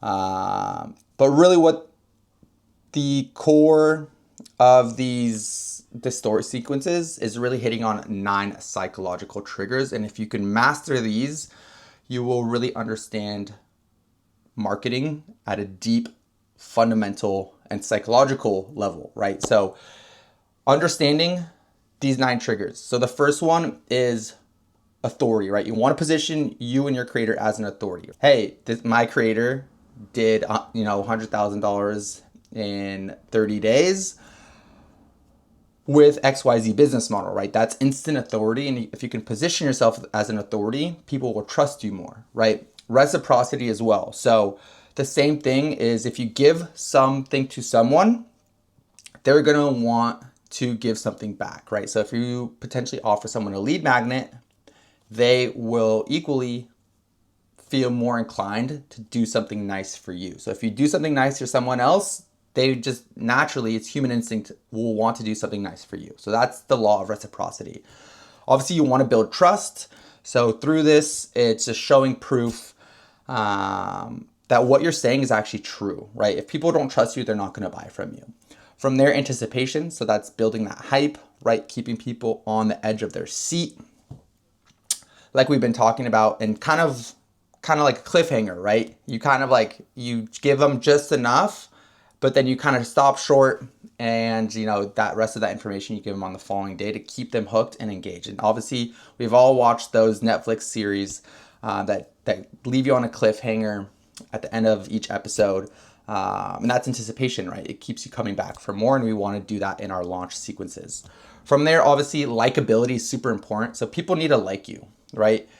And with this, it's sharing those personal stories, sharing, lifestyle content that's like authentic and things of that nature, where people will actually like, hey, this guy's cool. I like him. He's genuine. I would love to, pay for his program because I actually like him. So we need to make sure that we're activating this in our launches. And then people love events and rituals, right? So that's why we pick a big launch date. Hey, November 1st or whatever the date is. People love events, sporting events, rituals, whether it's church on Sundays, it's in our human nature as well. So it's just ingrained in us. And so people love an event, which leads me to that next point of like community, right? People like to feel like they're part of a community. They're not the only ones taking action on this. There's other people doing it. They're all showing up to this event, things of that nature. And then the last pieces are scarcity, right? When there's scarcity, people are going to be a lot more inclined to actually take action on it. And social proof as well, right? They need to see that not only did it work for the creator, but it also worked for other people, right? And so that is social proof. So once again, go into the school to get access to this full story sequence and see how we implemented these nine psychological triggers into our launch sequence for our IG Reels. And at the end of the launch, right, all the traffic generated is redirected to the funnel with the only intent of booking calls. If the offer is less than 1K, just send them directly to a payment link page instead of a Calendly, right? If it's less than $1,000, we do not want to be taking sales calls, but we should be focused on building a high ticket offer anyways. So that's just a side note, but make sure your offer is good enough that you can charge more than $1,000, of course. So that is the launch sequence, and let's get into the sales process, which is super important because you may have done all this work leading up to this, but if you can't close these damn deals, then you're not going to make any money. So let's get into it. So the key point with the sales process is really to make every lead count and not let any lead slip through the cracks. And so it's extremely crucial to get the most out of every lead that goes into our funnel, of course, right? Because we work so hard to get them there in the first place. And so the goal is to get as many qualified calls as possible. We want to have an over 50% close rate is ideal, right? Obviously it depends on your audience and how qualified they are. We don't want to waste any lead, and we want to build as much trust as possible before the call. Because your sales process is your money-making machine, and it sets apart 6-figure offers from 7-figure offers, right? This is the key difference, and so it's incredibly crucial that it's dialed in. And so this is what happens when someone opts in but doesn't book a call, right? And I'm gonna get into all the different scenarios. But when someone opts in, right, they give you their lead information, maybe they submit an application, but they didn't actually end up booking that call, right? So we'll have two different things that happen, right? There'll be manual actions and automated actions that take place. So when it comes to the manual actions, within 10 minutes of opting in, we will have an appointment setter, specifically a dialer, calling every single one of these applicants within 10 minutes. And so if obviously the person answers the call, we'll speak to them and we'll book in the call. From there, if they don't answer the call and we get a no response, we'll actually shoot them a text. And from there, we'll just continue to repeat the process until they respond, right? So we'll then dial them, text them, dial them, text them. Typically, we reach out to every single lead at least 5 times. When we're dialing them as well, it's really important that we double dial them, right? So each one of these dials, it's actually double dial, and that's because a lot of people put their phone on do not disturb, right? And so the first call actually just won't even ring. But when you call them a second time, it bypasses the do not disturb and their phone will actually ring. So that's a bit of sauce for you guys. But obviously from there, once we actually finally do get in touch with them, we'll obviously book the call. And as well, not only are we dialing them, but we also have an appointment setter who's sending them a DM, sending them emails, sending them texts. Obviously, an initial message. From there, we'll work to qualify them, see if they even have money for the program. We'll identify any gaps that they're facing, any issues, any bottlenecks as to why they're not at their desired goals. We'll offer a solution, which obviously the purpose of this is to actually book a call. So that's really what the setting process looks like. And this kind of entire framework is the exact framework that the dialers are using as well. So that's really what that looks like.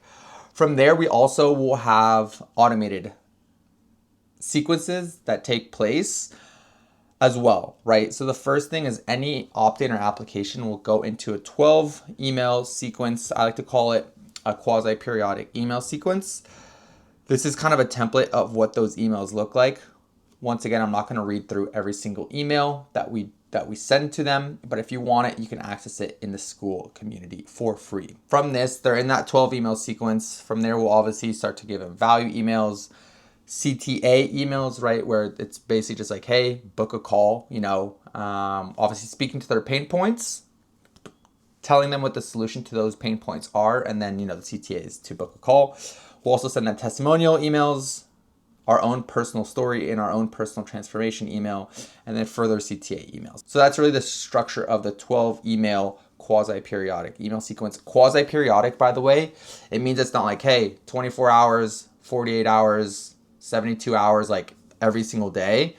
So they get one every 12 days. It's like they'll get one after 15 minutes. Then the next one will come after like 15 hours. The next one will come at another random period, right? So like at 24 hours. From there, the next one will come like 3 days later. Then it'll be like, hey, another 30 minutes later. So quasi-periodic just means like it's not predictable. And so that's kind of what that means. So like it doesn't feel like just some automated email that they're getting. They're like, we're kind of just dripping those emails at like random points to make it feel just a little bit more like authentic and genuine in that sense. So obviously the goal is to get as many of these applicants that didn't book a call to actually book a call, right? And so once they do actually book a call, the same thing happens all over again. So at this point, these warm leads have scheduled a sales call, right? Which is exactly what we wanted them to do, but they are not ready yet. And so here's what I mean by that. So we have these pre-call assets ready for them, already made. And this is what we consider part of our sales process, but it is marketing material at the end of the day. Obviously, marketing and sales go hand in hand. So really, it's really important that we further nurture them, right? And so we have these pre-call assets created, right? It's kind of the next step of our funnels, right? We send everyone to this once they actually book our call, but we also have the setters making sure that they actually review this information as well. So with these pre-call assets, it's really important that you get these prospects to show up to the call as educated as possible, right? Where we're answering their frequently asked questions before they even show up to the call, right? So that the call can be much more productive. And we want to really make sure that we pre-handle their objections. So you want to create assets. One, you want to create a pre-call VSL. You're going to want to create a frequently asked question document. You're going to want to really break down the offer for them. You're going to want to give them student interviews and case studies and testimonials. You're going to want to spam them with as many wins as humanly possible before they show up to that call. So just so that they know, and there's undeniable proof that this program and this offer actually works. And we also really want to make sure to showcase our personal journey, right? So that's incredibly important. And so in this, with the pre-call VSL, what does that actually look like? It's different than the actual VSL itself. And with this, we really want to make sure to go over the offer, how it can actually help them, what makes it special compared to all the other offers in similar niches, right? What makes our high ticket sales coaching program different than any other high ticket sales coach, and how can we actually educate the prospect about the service as well? So the way you want to present this information is, first in the video, you're going to want to tell them who you are, what to expect on the call. Tell them 2 to 3 of your strongest case studies. From there, you want to let them know who this is for and who this is not for, right? So that you're speaking directly to them and their pain points, and they feel like, hey, this program is literally built for exactly me in my situation. Like, let me make sure I hop on this call. And obviously, if it's not for them and you directly call them out and you're like, hey, this is not for you if you're XYZ, then they can go ahead and cancel the call and not waste our time or the closer's time, of course. From there, obviously, we want to describe exactly in detail exactly what we do and how we help and how the actual offer works, right? What are the steps? What is, their transformation going to look like, and how are they actually going to get there? From there, we want to tie them down and get commitment for them to actually attend the call, right? Why it's important, explain the value that they're going to actually get on this call, and how this call at the end of the day is going to transform their life, right? Because that is really what we're here to do at the end of the day. With most of these info products, it's the whole point of info. And from there, we want to thank them, let them know that we're excited to speak to them and that we will see them soon. So that's really the pre-call assets that you really need to build out, and it's super, super important that you do, right? So from there, you have these assets built out and people are on the calendar, right? So once again, there's a manual actions that will take place and automated actions that will take place. So when it comes to these manual actions, the entire purpose and the entire goal of a setter, and it's contrary to popular belief, people think a setter is just there to book as many calls as possible. But the most important thing a setter can do, and any good setter can do, is make sure that the actual leads and prospects that are on the calendar show up to the call. And not only do we want to make sure that they're showing up to the call, but we want to make sure that they show up to the call with as much trust, as much nurturing, as educated as possible, right? And so it's important that the setter does this. And so if you're able to train your setter to effectively do this, right, and actually build real rapport with them, right? Actually care about them, give a shit about the prospect, ask them where they're from, actually spark a genuine conversation based around that or any other thing in common that you have. Maybe it's like, hey, I noticed in your profile picture you surf. Like that's sick. Like I also love to surf. Like where's your favorite place to surf? They're actually gonna be like, damn, like these guys are actually cool. They're homies. We chatted. I got to know them. They also sent me all these different assets and materials. Right now, you're playing directly into the law of reciprocity, right?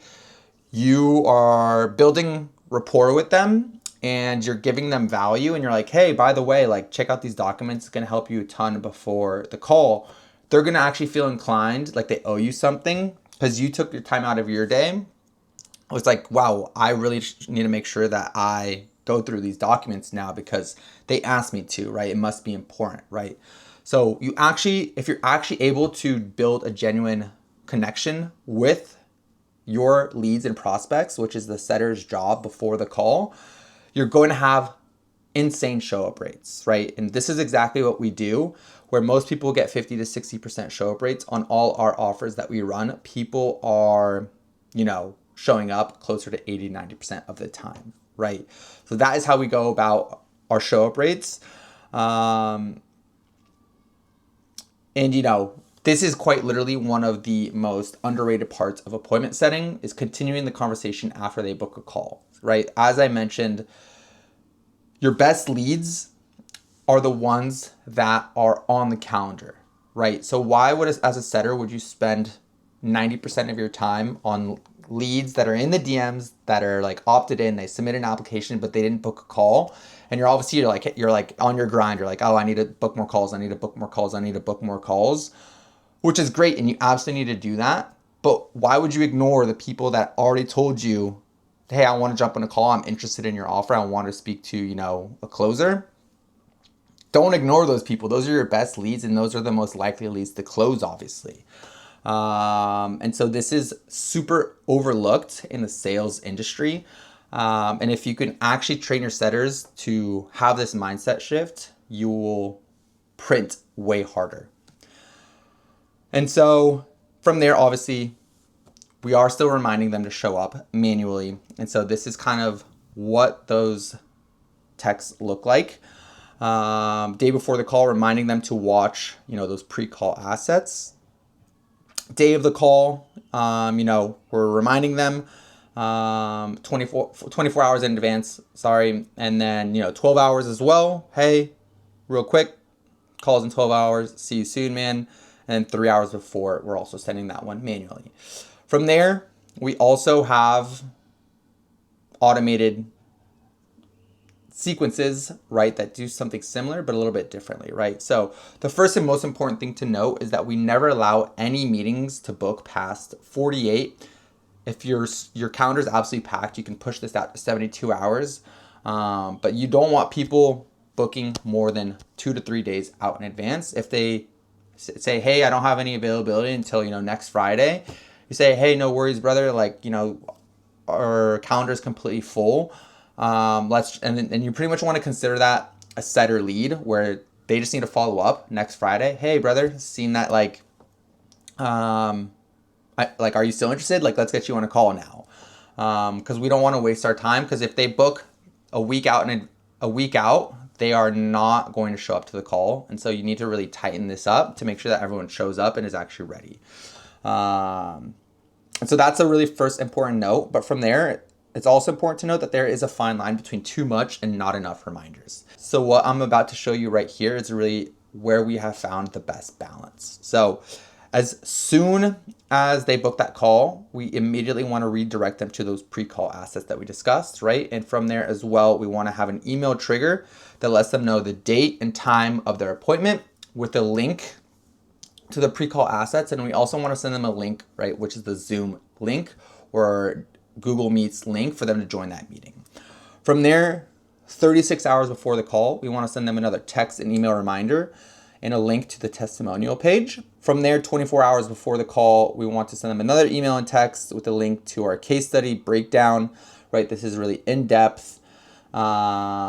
Where were they when they started the program? Where were they when they ended? How long did it take them? What revenue goals did they get to? A really in-depth case study breakdown. Email and text reminders as well, right? Which is, again, just letting them know to review the pre-call assets.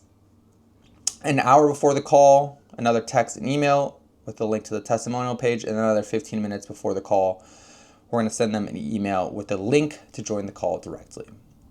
And so this is the sales process, and it's really, really important to dial this in. Obviously, there's tons of different sales frameworks that we implement as well. But the most important thing to remember is if no one shows up to the call, no one's going to be able to buy. And so if you do all this work and no one shows up to the call, you're not going to make any money. You can have honestly the worst sales rep on there, and if it's a good offer, you did your marketing right, the creator, has trust and authority and case study and proof, and you show them the testimonials, you can have the worst closer in the world, and since your marketing and pre-call process should have done all of its work, right? Where you should at least be able to get a 20 to 30% close rate. Obviously from there, if you get a killer closer who really knows what they're doing, you can easily get that closer to 50 to 60%, right? As we mentioned. And so next, I really want to talk about KPIs, because you can have all the best systems in the world, but if you don't know your numbers, you're never going to know what levers to pull to actually scale, right? And so knowing your numbers is super, super important. And so here are the main KPIs that we like to track so that we know it's hey, if we have a 15% close rate, for example, if we double that and get a 30% close rate, which is not that much, not that hard. Let's say you're at 20K per month, right? And your close rate's 15%. If you can double that and hit a 30% close rate with the exact same lead flow, with the exact same show up rate, everything else stays exactly the same, you just double your close rate, you will go from 20K per month to 40K per month, right? That is how the math works. And so you can always calculate these numbers you need to fall in love with the numbers and the KPIs and actually properly track them. So here's the KPIs that we specifically track. When it comes to lead and prospecting KPIs, we want to understand our lead conversion rate, so the percent of leads that turn into paying customers. We also want to know what our cost per lead is and what our lead response time is, right? How quickly are we getting back to those leads? Is it 5 to 10 minutes or is it, 6 hours? Because that will be a really big difference to how many leads actually end up booking calls. When it comes to sales, pipeline, and deal KPIs, we really need to understand close rate, of course, average deal size. So what is the average revenue per closed deal? So you can really think of this as like average cash collected per deal, right? And we want to really clearly understand what our sales cycle length is. How long does it take to close a deal? Does it take, hey, they went through the funnel, they opted in, and then 3 days later we collected the cash? Or does it take 7, 14, 30 days? Because this will obviously really affect and allow you to know is like, hey, we really need to like further educate and nurture these prospects quicker, send them more reminders, whatever the case is, so that we can shorten that sales cycle. From there, we want to understand the revenue and growth KPIs. So what is our MRR? What is our cost to acquire a client, right? With organic, it can be extremely cheap, just as like editing costs, right? But if you start running paid ads, you really need to understand what is your cost to acquire a client so that you can know how much you can start spending every month on ads. And you need to understand what your churn rate is. If you have a low ticket, if you have an MRR model, if you don't understand your churn rate, you don't know how much you can spend on your marketing as well. And then of course we need to understand our close rate per rep, and how consistently we are following up with our leads, and how many of those follow-ups are actually ending up as closed deals. So these are this is like the spreadsheet that we use on all of our offers, and we automate this entire thing to actually, calculate all these KPIs and stay really on top of, exactly what we're doing, and which levers we can pull to scale even further. And that's the beautiful part about growth operating is you're working smarter, not harder, right? All you're really doing is like, hey, this KPI, our show up rate is 45%. How can we get it to 60%? You're pretty much just thinking and strategizing, right? It's not actually hard work. You're just like, what systems, what creative things can we do to increase this, right? And you're like, oh yeah, like let's maybe like send them an extra lead magnet or something like that. Let me just cook up a quick lead magnet. That's not hard work, right? You're actually just using leverage to just increase KPIs. And then you're just implementing it, or you're having your setter or your closer implement these new strategies that you come up with. And that's why this business model is so fun and you just have so much leverage. But like I said, it's just important in that sense that you understand your KPIs, right? So from there, obviously we systemize and automate everything. So we get everything into tracking sheets with Zapier. We'll track everything, every lead, every call, how much money they have, how qualified are they. Obviously from there, we'll manage our entire sales team in Discord is what we like to use. And we'll automate all the applications, the opt-ins, and all the sales calls that get booked, right? From there, we'll have payment notifications, everything like that to really properly manage our sales team and our sales processes. So once again, the goal with this is to have as many qualified calls as possible. We want to make sure to have as close to a 50% close rate as possible. We don't want to waste any leads or let them slip through the cracks, and we want to build as much trust as possible before the call. So now we're obviously closing them on the call, collecting cash, and they're going to be a client now. So how do we actually properly onboard a client to make sure that they don't get buyer's remorse, they don't charge back on us, and they get really fired up to work with us? They get onboarded nice and smoothly. And obviously we want them to start getting results as quickly as possible so that they can become our next case study, which we can start using in our content, using in our ads, marketing it, using it in our pre-call assets, right? The more results we get for our students, the more we can market it with, right? And the first step in this is to make sure they have a really great onboarding process. So here's exactly what that looks like. All right, so with client onboarding, the key here is to really just make everyone feel special, right? And obviously like I said, we want to make sure that we're avoiding buyer's remorse and getting as little chargebacks as possible, right? And so the better the onboarding is, the better their experience is, the quicker we give them as much value as possible, as quick as possible, the happier our clients are going to be, right? And we want to make sure to do this in a way that doesn't take up a lot of time at the same time, right? Because this is basically just admin work at this point. And so if you can just systemize this and turn it into just a clear SOP with different automations, then your business will run a lot smoother, of course. So with this, obviously everyone should experience an incredible experience getting into your program, get value immediately, and feel special as part of something bigger, right? Buyer's remorse is real, and let's ensure this doesn't happen. So I definitely recommend investing into a client success manager or put some time into welcoming your students, right?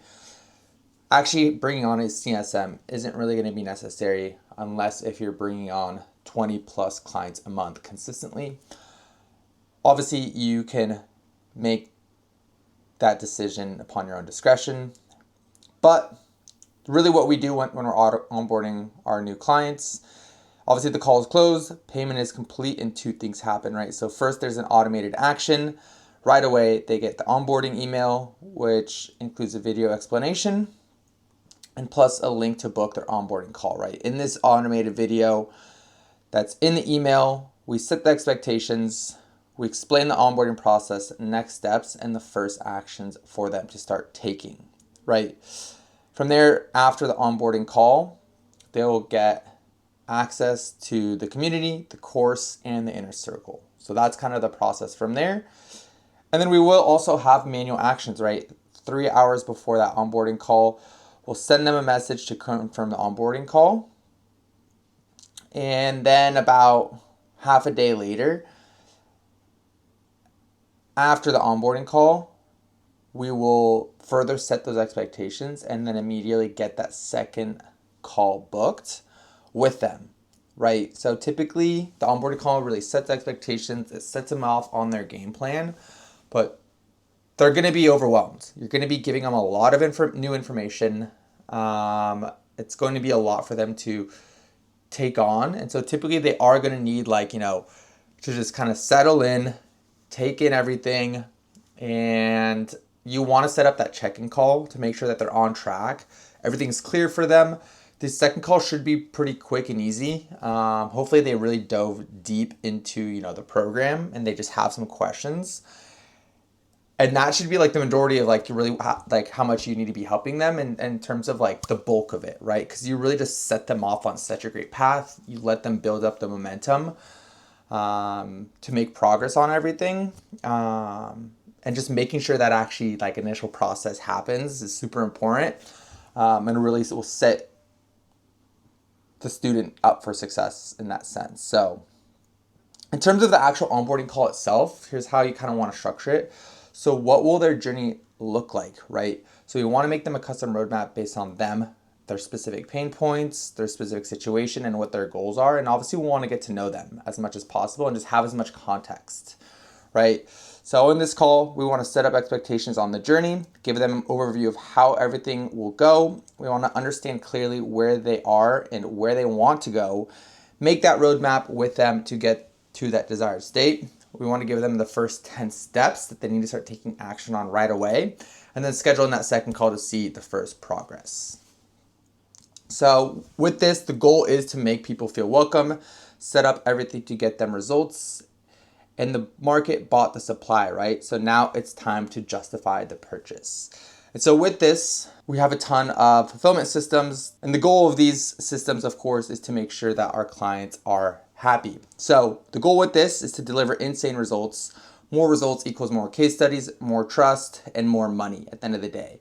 Because we need people to get results in our program. Otherwise, if no one's getting results in the program, then you're just making fake promises, which is not good, and your marketing will die because of this, right? And the goal with this, of course, is to actually care about the progress of all of our students, because if you do this, they will feel important and work harder, right?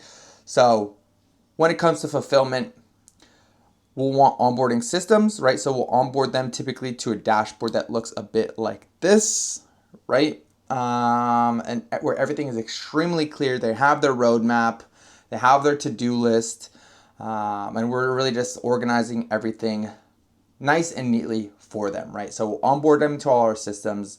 From there, they'll have the client journey flow, right? The step-by-step roadmap that they will be executing on, right? The onboarding call structure, we'll set up communication channels, right? A bit like this. And then we will have proper setup and management, right? To guarantee that people get results in the program. So with this, you're going to want to create a file where you put all of your students, right? Typically, I like to put them in Notion. And from there, you will track everything about them, like payment plans, progress, number of calls that they're getting, the service provided, their struggles, and their wins, right? And really, the main purpose of doing this is to have an overview of the progress of everyone, knowing the success rate, seeing what works, understanding each student, and always be updated on the overall journey, right? So the same way we structure things with our marketing, our sales process, everything like that, we want to make sure that we have structure and systems in place for our actual product as well, right? A lot of people get called scammers in the info space because their products suck, right? And we don't want this to happen. And as a growth operator, your job is not to be the person who's fulfilling, but we're partners with our clients, right? In that sense. And if they're selling a shitty product, it reflects directly onto us. And so it's more about just like systemizing everything. Obviously, you're not the expert in, let's say, sales or drop shipping or whatever, like, they're teaching, but we can still set up different systems and infrastructure to make sure that their program gets students amazing results, right? And that'll obviously make your life easier when you're doing the marketing and when you're, executing these sales calls, because you have a lot more case studies to talk about, right? Like I said, from there, the fulfillment is up to the client and client success managers, and depending on the product and what you're offering, right? So the goal is to get more results as fast as possible and always be on track with everybody's progress. So you pretty much have everything built out from start to finish now.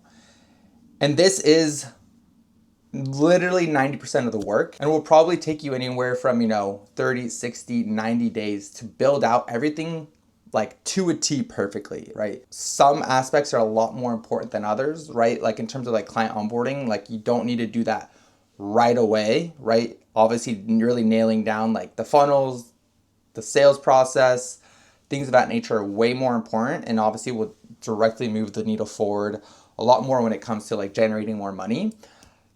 But at the end of the day, around like, 1, 2, 3 months, depending on how fast you work and how many times you've done this, you'll have everything built out. You'll have all the systems, you'll have an actual infrastructure and a foundation, right?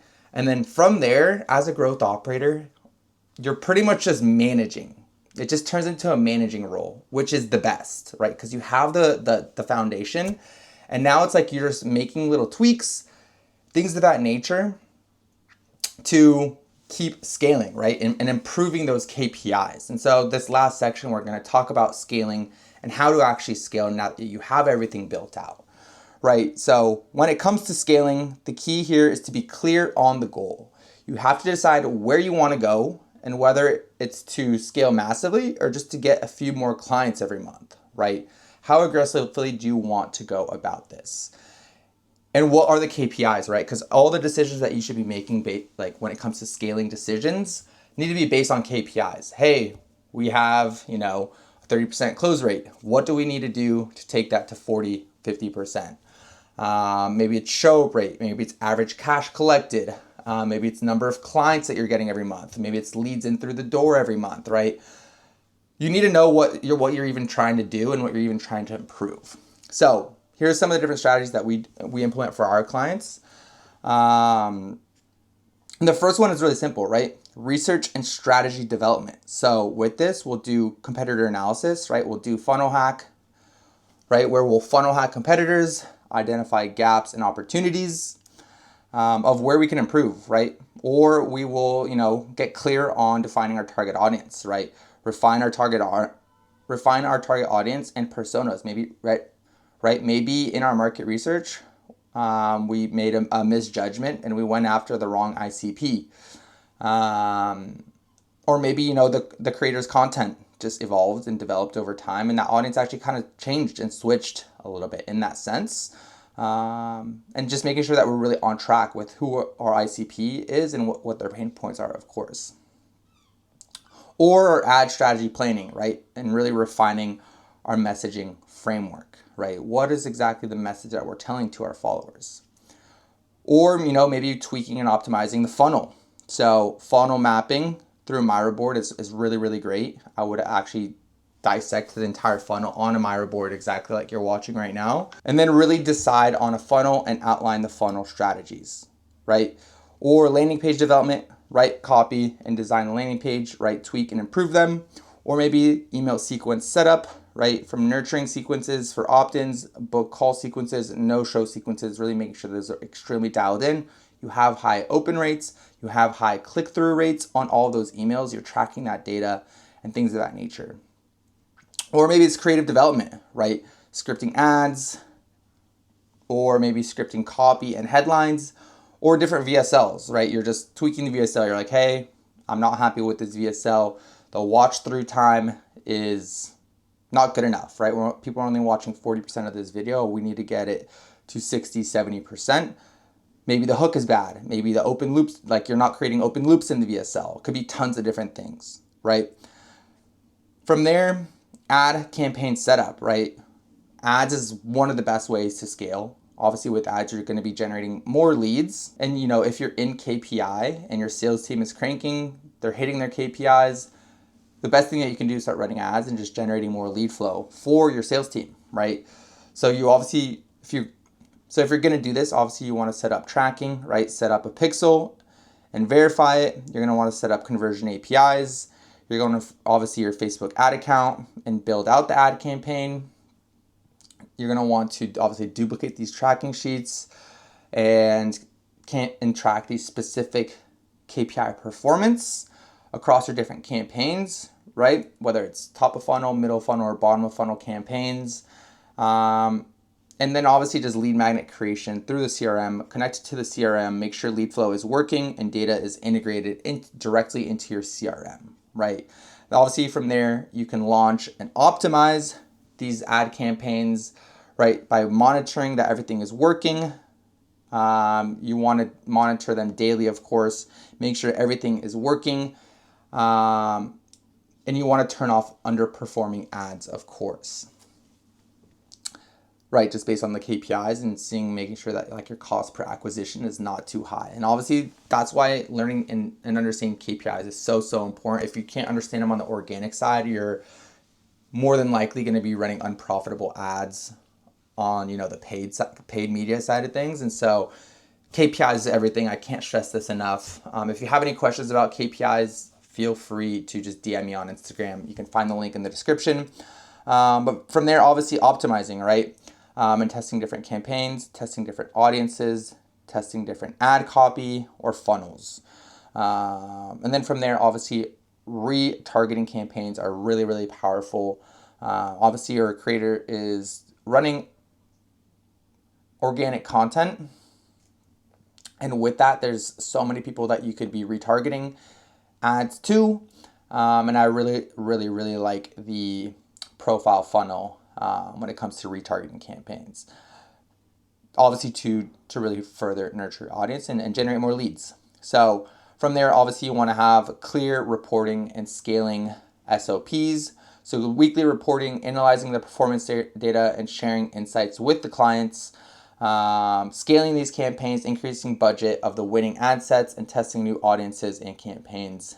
And then from there, you can optimize campaigns by collecting setter and closer feedback and refining the campaigns. This is one of the most underrated things that you can do, where obviously the setters and the closers are talking to every single one of these leads, right? They're in the trenches and they're hearing all the feedback from these leads of like what they're hearing and seeing in the marketing, in the ads, in the VSL, in the sales process. And so getting direct feedback from your setters and closers is super, super underrated.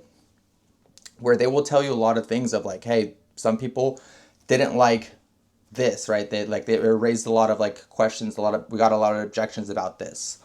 Or maybe like with some of our ads or VSLs actually caused or created like confusion where like they thought they were getting this, but like that's not the reality. This is actually what we offer, right? Which is not good. And so ask your setters and closers the feedback that they're getting from the leads and take their feedback to heart, because at the end of the day, they're the ones in the trenches. They're the ones having these conversations and getting that feedback directly. So that is one of the main things that I do to make sure that obviously we're bringing in the right leads through our ads, right? Because it's not all about quantity of leads, it's about the quality of leads that we're attracting as well in that sense. So that is honestly one of the biggest and main things that I would say when it comes to scaling is get your setters and closers feedback. So that is my entire fulfillment guide. I hope you guys found this extremely valuable. Once again, if you have any questions, you can go and DM me directly on Instagram. Or if you want help implementing these systems, you can go ahead and apply to work with me one-on-one. In the first link in the description, don't forget to subscribe so that you guys can catch the next video that I put out, which of course will be a ton of sauce as always. I'll catch you guys on the next one. Peace.